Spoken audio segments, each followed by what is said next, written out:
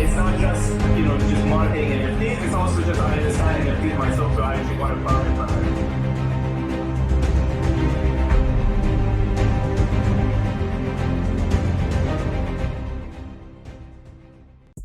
Hey there, everybody.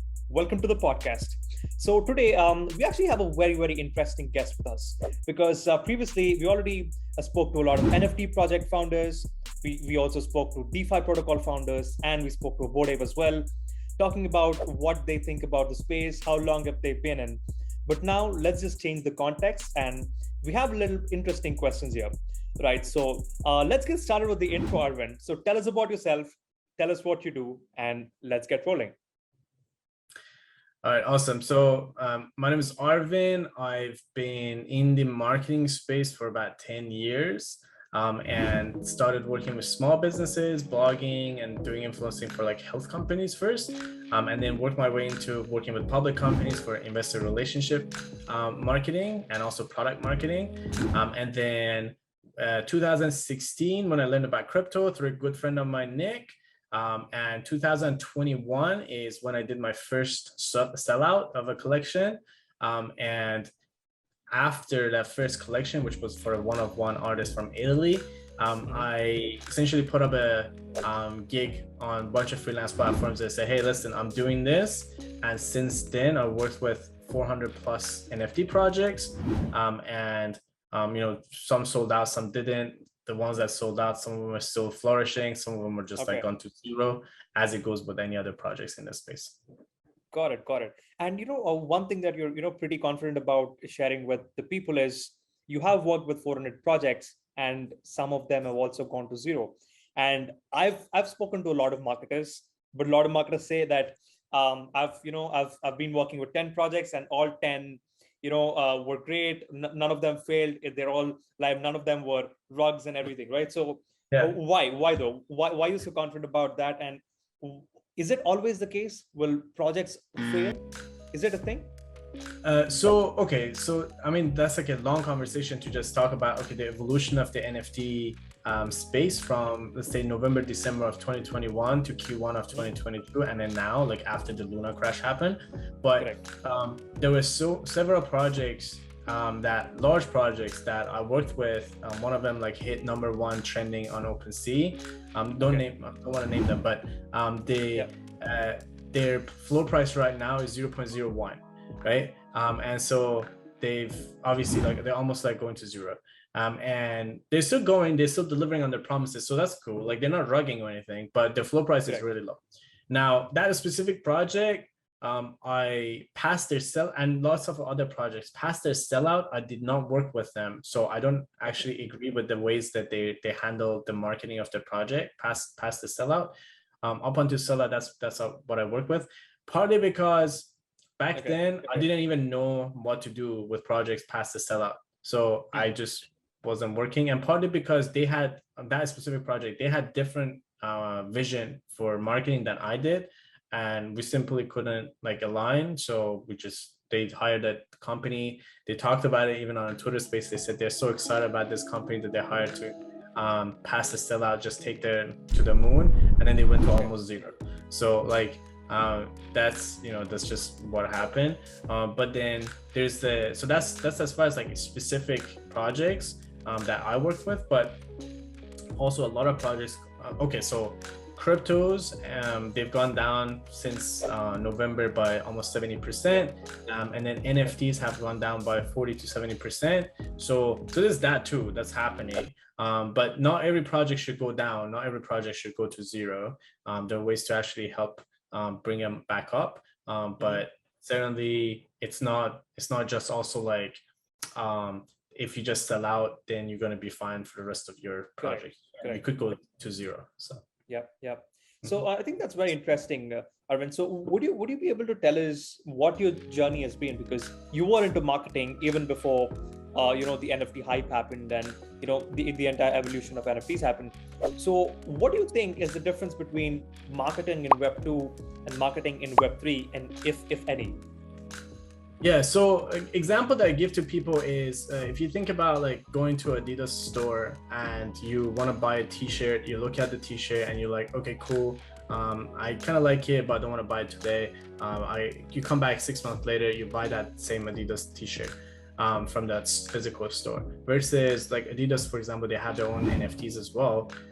That's not the case, right? So if you buy it in a time frame that they give you, like, and sometimes for project is like minutes, right? If you bought it, you bought it. If you didn't, done.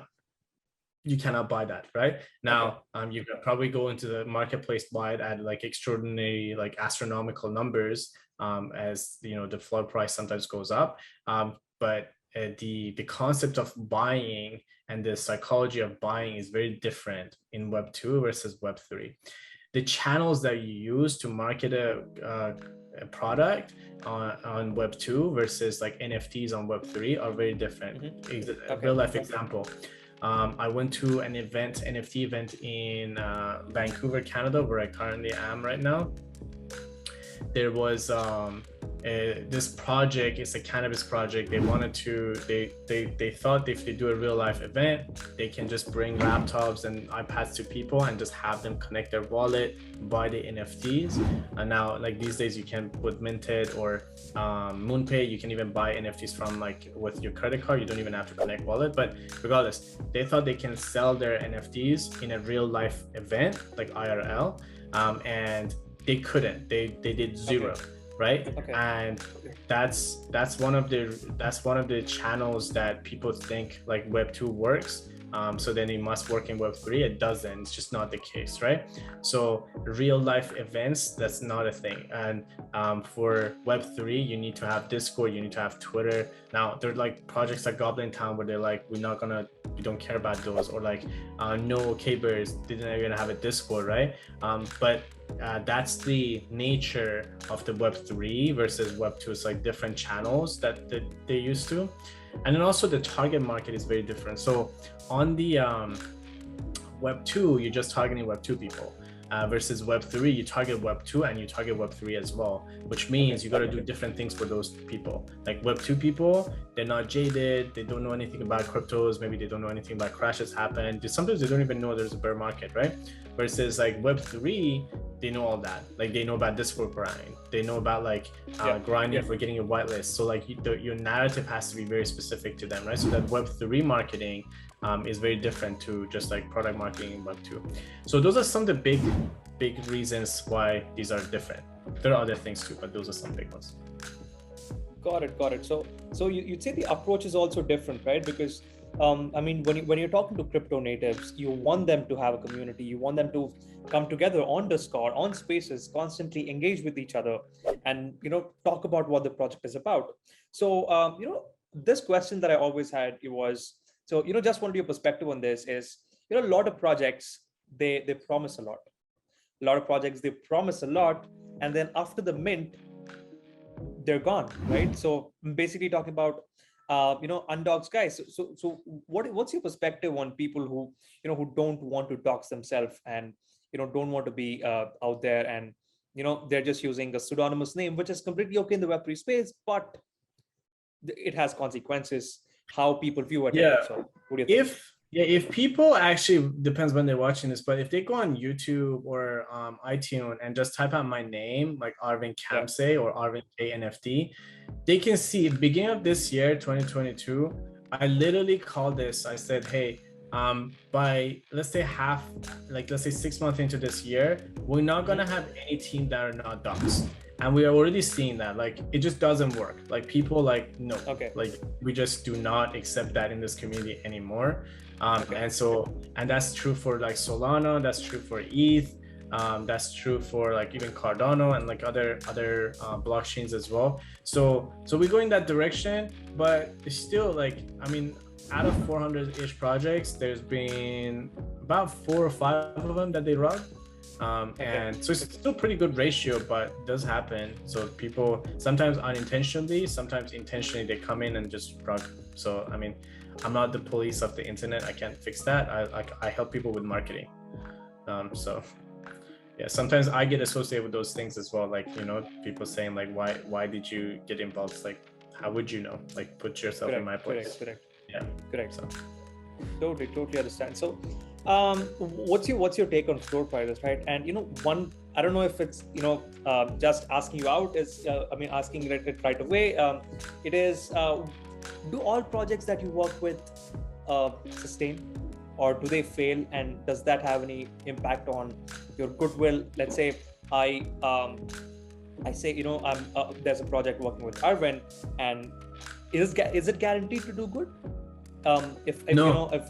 Okay. No, actually, it's not. And I tell people too, like, and it's actually, I have a disclaimer on my website too. It's like, there's no guarantee. Okay. Like, in fact, for people, like, this is like so this is sometimes people, this in the Web3 space, this is their first time actually like doing transactions on the internet. This is their first business. What they're not realizing is like 95% of businesses, startups, they go out of business in 5 years. So what is it that makes people in the Web3 space thinking they're all just going to do absolutely fine? Like, that's just not the case. Like, and the startups have been around for many, many years. Web3 space hasn't been around that long. And even this NFT, like the first NFT that people know is CryptoPunks in 2017. The first NFT that was actually created was like a few years before that. So it's not that long. It's not even a decade, right? And so but like startups, like they've been around for so long. And one of the things like I sometimes get like kind of, I guess I have rants about is that people call, like they throw around words like scheme, like Ponzi scheme, or like scam, or like all sorts of things to these projects, when they never, like, if you say the same, like, first of all, it doesn't help the project. It doesn't help the project. It doesn't help the space neither. Sure, if like you got scammed from a project, go tell people so they don't get a scam. Like, that's not what I'm talking about. But the fact that people saying like from their feelings or their opinions, a project is a scam, or when a project makes a mistake and they call it a scam, first of all, it just normalizes a scam, which is not good. Second of all, if that's the case, like, all these startups that went to zero, like, and all the money they got from VCs and investors went to nothing, they're all scams. And that's not the case. It's just that we don't have that much of scam going on. Like, it's just a made up thing we just came up with in Web3 space. So it's almost like for entertainment purposes, on Twitter, people say things and then now started believing it themselves. So that's like the direction it has gone. Correct. So, because you've been in the space for a long time, and, you've worked with around 400 projects. So what's your take on like people, forging Bored Apes, right? Though they don't own those apes. And I mean, right now, of course, Twitter has a way of validating your PFP. But then, there was a time, right? Just like 4 months ago, there was a time when people just forged these Bored Apes, and sometimes even made that a fake identity, came onto spaces, spoke as well. They kind of, connected with their audience as well. But then when you see it, it was a slow rug. But now, if on the flip side, there are free projects, right? The mint is for free, and they're not delivering anything, and they don't have to, because the mint is for free, and they're making money on royalties. So how do you think that's going to play out? So I guess that's like two questions. One is like people who are just using these, I guess, NFT PFPs that they don't own. So profile, like on the profile pictures that they don't own. And is that good? Is that not good? So obviously it's not good. Like, don't do it. I have a lot of NFTs. I have probably about 50 more NFTs, 50 plus NFTs. And I don't even show it on my Twitter. On my Discord, I have it. Like, I have a Grateful Tuna from like VFriends, but that, like, I don't show any of my NFTs to people. That's just like personally what I like. I'll show my face, but the a lot of people do that. Like, they have like Bored Apes or whatever they have, and that's fine. And sometimes they don't have it, and then they abuse that, or even like blue check. Like, sometimes people abuse that, right? So I think that's just more of an individual problem than the space problem. And then, but also, like, that goes to say people should really look past these like stupid things, like the their feelings and opinions about things. Should actually like do proper research, right? So like, someone's with a Bored Ape profile picture saying something, that doesn't make it like true. And that's like, I think that's the impression a lot of people get too. Like, it's really like one of the things that I just get like really annoyed with sometimes. It's like people tell me like on my like in my comments, they said like this big Discord groups, people were talking about this. I'm like, so what? Like big Discord groups, they can talk about whatever they want. That doesn't make it right. You know what I mean? So I think there are definitely like people who flex what they have to prove their point instead of proving their points with evidence. And yeah, and that's the biggest beef I have like with Web3 folks. It's always like in my comments or like things like people just talk about all sorts of things that they feel. I'm like, but who cares? Like you can feel up whatever you want. Do you have any data in what you're saying, right? So, yeah, so that's that. That's as far as that. So I think it's obviously on the individual side they shouldn't do it, but like on our side we should not care about like someone having a really cool or even someone who made a lot of money in this space. That doesn't make them that doesn't compensate for opinion, the lack of evidence that they have for their opinion, right? So that's what I would say. But also like I would say even like, so for example, length of time someone has spent in this space, right? People like sometimes they say, I've been in this since 2015. Okay, cool. But what have you done since 2015, right? So like November and December, I was sleeping 2 hours a day just because I was with clients, right? What were you doing, right? Were you just like focused on your Christmas presents that you're going to get your friends? Like that doesn't make it like just, just because I've been in the space for so long, doesn't make it like doesn't make your opinion like better. So, and doesn't make it worse neither. I'm just saying, right? So like we just, we ourselves, we need to like have a high standard for like data versus things around data. Like, the profile picture, the blue check, the followers, the projects I worked with, what people like say about me, like all that shit, right? So that's yeah. I want to interrupt you there, Arvin. Cool. So because what you actually spoke about is really profound, right? Because it all boils down to social proof.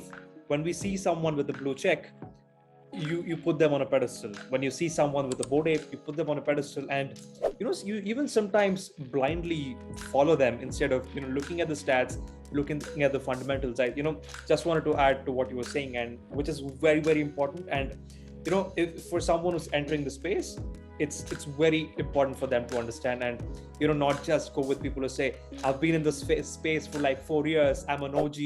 Yeah, so yeah, exactly. And I mean, this is really funny. So I lost my blue check for a few days. And then there's that actually. Yeah. So and then people, last week when I yeah. So last week when I checked, when we were having conversation, I knew you had a verified account, but then last week you did. So I was confused. I thought it was a glitch. So tell us what happened. And then I still don't know. Like I spoke with Twitter this morning. Like I was on call with them, but I still don't know why. But like some of the reasons usually people lose it is because if you change your username, or like if your bio is different now all of a sudden, or like sometimes you get a push notification from Twitter saying like, are you a human? If you don't actually reply, then they don't know you're a human. They just like cut it. But I don't know what happened, but it's really funny. First of all, a bunch of things happened. There were people that were commenting on my stuff. They're like, oh, see, like he's not verified anymore because like he was talking about this project. I was like, no, it has nothing to do with that. Like this, again, like just your feelings and opinions about things, right? So I have it back now as we speak, right? It's only took like a few days. But also another funny thing that happened. So there's some people run ads on my ad account, and so like their projects, and then they told me, they said, this is what they believe. I don't know if this is true because we're going to now find out, because now that I've got it back again, we're going to find out. But they told me when I had the blue check, the conversion on the ads were higher for them versus when I didn't have the blue check. Yeah, which is stupid. Like, so it's not, so look, it's not Twitter's fault. It's actually people's fault if that's the case. Like, it's just like you see someone with a lab coat, you immediately think like they're a doctor. Like that's not the case. Like you need to actually, there's the halo effect. There's also like another they did this like it's like a psychology. There's a documentary about this. Like, it's like actually connected to like how people were following orders, like for like in like Nazi camps, right? Like the sense of authority that you create. They did it, I think, in like Hopkins. I think it was like a Hopkins project or whatever it was called. But anyways, but the concept is like, if you see authority, then you just like know like something is true, which shouldn't be. Like, you should like always question, but you shouldn't also like go the other way of the spectrum and be like, oh, if someone with a blue check saying something, then they must be like after their own bags. Like, that's also not true. You should just always actually do research, because I think like we're like, humans are like cognitive miser, they call them. Correct. We always want to just like go with this, like we want to spend the least amount of energy on actually like I guess cognitive energy that we can spend. So like we want to like reduce them that amount. So we go with things like that, right? So we start judging out of things like that. I don't know if that's true, but in a few days I'm gonna find out if the conversion goes back up again. That means literally the only change was my blue check. And then now like that's how like people basing their I guess basing their vote on the project's success based on my blue check.